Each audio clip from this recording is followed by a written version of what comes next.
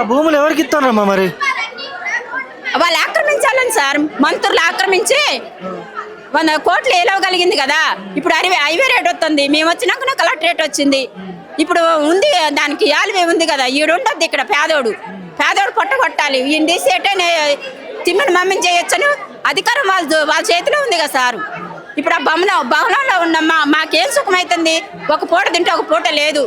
Lathi charge చేపిస్తాడు police వాళ్ళని తీసుకొచ్చి. కనీసానికి మంత్రులు వచ్చి మాట్లాడుతున్నారా ఏంటి? వీళ్ళ పరిస్థితి ఎట్లుంది, వీళ్ళ పరిస్థితి అని చూస్తున్నారు. అసలు ఏ ఒక్క అధికారి కూడా వచ్చి చూడట్లేదు సార్.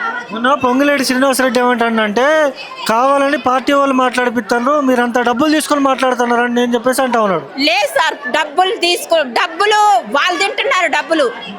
డబ్బులు వాళ్ళు తింటున్నారు, వీళ్ళు కాదు. డబ్బులు తీసుకొని మాట్లాడాలని మాకు అవసరం లేదు సారు. మా గూడు పోయింది, మా ఇల్లు పోయింది, మా పొట్ట కొట్టిండు, వాళ్ళ సామాన్లు పోయినాయి, పిల్లలు పచ్చలమైన రోడ్డు మీద వేసిండు. ఇలా వచ్చి మాట్లాడుతుండ్రా వాళ్ళు? ఎవరైనా ఒక్క మంత్రి అయినా వచ్చి మాట్లాడుతుండా? ఎందుకు సార్? అందులో పెట్టి కూల్చేస్తే అయిపోయేది కదా.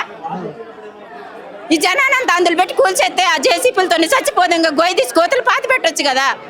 ఎందుకు మమ్మల్ని తెమిసి పెడుతున్నారు అసలుకి? ఎంతమంది పిల్లలమ్మా మీకు? 2. ఏం చేస్తా ఉంటారు పిల్లలు? బాబు డిగ్రీ చేస్తుండు, పాప 10 చదువుతుంది. ఎక్కడున్నారు పిల్లలు? ఎక్కడ ఉంటారమ్మా మరి? ఇప్పుడు ఇల్లు లేదు కదా. అందరం అక్కడే. ఆ బాబు హాస్టల్లో ఉన్నాడు.